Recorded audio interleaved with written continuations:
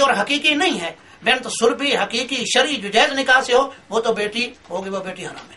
لیکن جب یہ بیٹی نہیں ہے، تمام امت کے نزدیک بیٹی نہیں ہے اجماع امت، تو اس میں علماء کا اختلاف ہوا ہے کہ کیا اس لڑکی کا نکاح اس آدمی سے جو خود زانی ہے، یعنی جس کے نطفے سے، کیا اس سے ہو سکتا ہے یا نہیں. تو امام شافعی رحمۃ اللہ علیہ اس کے قائل ہیں. امام شافعی رحمۃ اللہ علیہ فرماتے ہیں چونکہ یہ لڑکی جو ہے اس کے نطفے سے اگرچہ ہے، لیکن چونکہ وہ شرعی اور حقیقی اس کا باپ نہیں ہے، اسلام نے اس کو اس کی بیٹی نہیں بنایا. یہ مطلق سمجھو کہ غیر ہے، اجنبی ہے اس کا، جس طرح کہ عام ایک دوسری عورت ہوتی ہے اجنبی غیر محرم کسی مرد کے لیے، تو اسلام اور شریعت کے اندر یہ بھی اس مرد کے لیے اجنبی ہوگی. اور اس پر امت کا اجماع ہے کہ وہ لڑکی اجنبی ہے، زانی کے لیے بھی اجنبی ہے. تو امام شافعی کی یہ دلیل ہے کہ جب وہ اجنبی ہے تو پھر اس آدمی سے اس کا نکاح ہو، اس کے بھائی سے نکاح ہو، یعنی اس زانی کے یعنی بیٹے سے، تو یہ لحاظ ہے اس کا، اگر بھائی سمجھ لیا جائے، اور اس کے ساتھ اگر نکاح تب بھی اس کے لیے وہ محرم نہیں.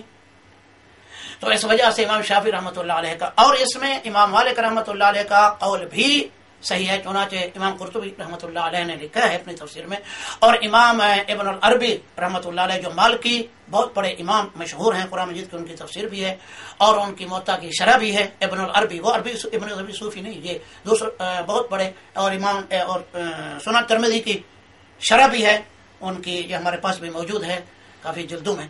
تو اس لیے انہوں نے بھی یہی لکھا ہے کہ ائمہ مالکیہ میں سے وہ اس بات کے قائل ہیں کہ اس قسم کی لڑکی اگر جو زنا سے پیدا ہوئی ہے، تو جس آدمی کے زنا سے وہ جس نطفے سے پیدا ہوئی ہے، تو اس آدمی کے بیٹے سے اس کا نکاح ہو سکتا ہے، بیٹے سے بھی ہو سکتا ہے، خود اس کے ساتھ بھی ہو سکتا ہے، اس وجہ سے کہ جو اس کی صلبی حقیقی بیٹی وہ نہیں ہے. اور قرآن مجید کی آیت سے انہوں نے استدلال کیا ہے، ایسے علماء نے استدلال کیا ہے. اللہ تبارک و تعالی نے فرمایا کہ هو الذی خلقکم من الماء، هو الذی خلق من الماء بشرا فجعله نسبا وصهرا. سورۃ الفرقان میں اللہ تبارک و تعالی نے فرمایا کہ اللہ تبارک و تعالی نے پیدا کیا ہے تم کو پانی سے، اور اللہ تبارک و تعالی نے یہاں دو رشتے ذکر کیے ہیں، ایک رشتہ سحر کا ذکر کیا ہے، ایک نسب کا.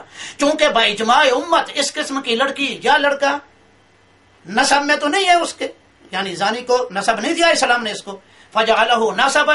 تو علماء نے اس آیت کی تفسیر میں کہا ہے کہ یہاں اللہ تبارک و تعالی نے جو نسب کے رشتے ذکر کیے ہیں اس سے مراد ہے تمام وہ عورتیں محرم، یعنی نسب میں جتنی عورتیں وہ حرام ہیں، مرد کے لیے عورت کے لیے حرام ہے نسب.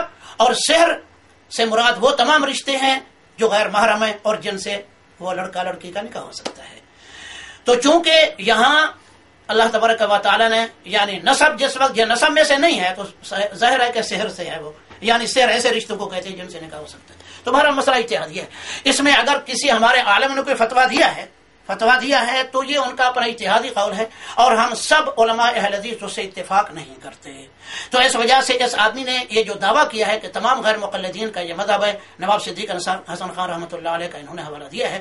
تو نواب صاحب کی کتاب دیکھ لی جائے کہ انہوں نے اس میں کیا دلائل دیے ہیں. بہرحال یہ اصل جو اس کے دلائل ہیں، جو اصل مسئلے کی نوعیت ہے، وہ میں نے یہاں ذکر کر دی ہے.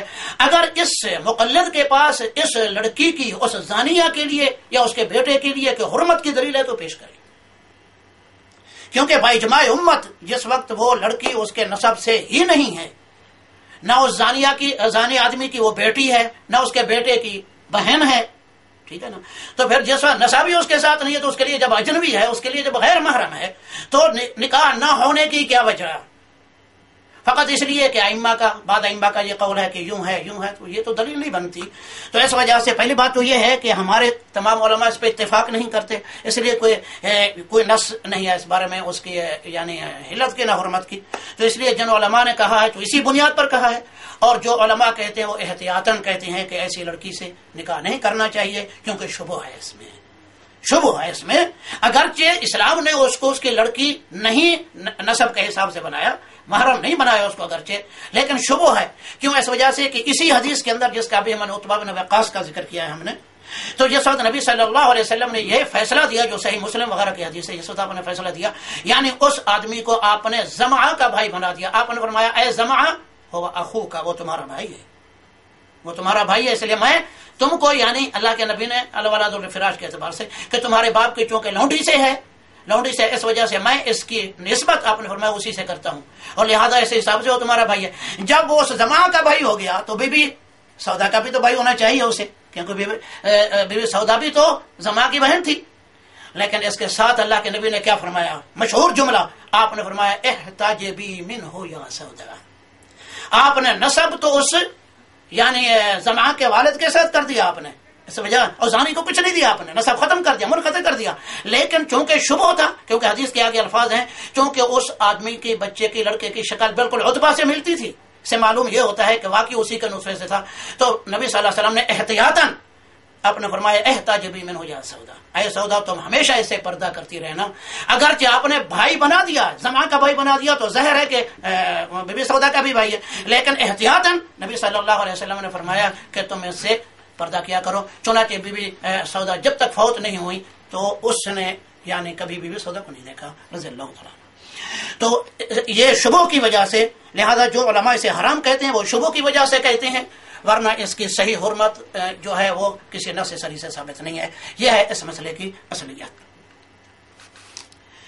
اور پھر دوسری بات یہ ہے کہ یہ مقلدین کہتے ہیں ہمارے یعنی خلاف کہتے ہیں کہ تمام ائمہ اربعہ جو ہیں، ائمہ اربعہ جو مقلدین کے مسلک ہیں ان کو تو حق مانتے ہیں نا، کہتے ہیں ائمہ اربعہ حق پر ہیں، ائمہ اربعہ کی فقہ حق پر ہے، یہ تو کہتے ہیں نا، زبان سے سب کہتے رہتے ہیں۔ جب یہ امام مالک کا بھی مذہب ہے، جب امام شافعی کا بھی مذہب ہے تو بے غلط کیوں کہتے ہو؟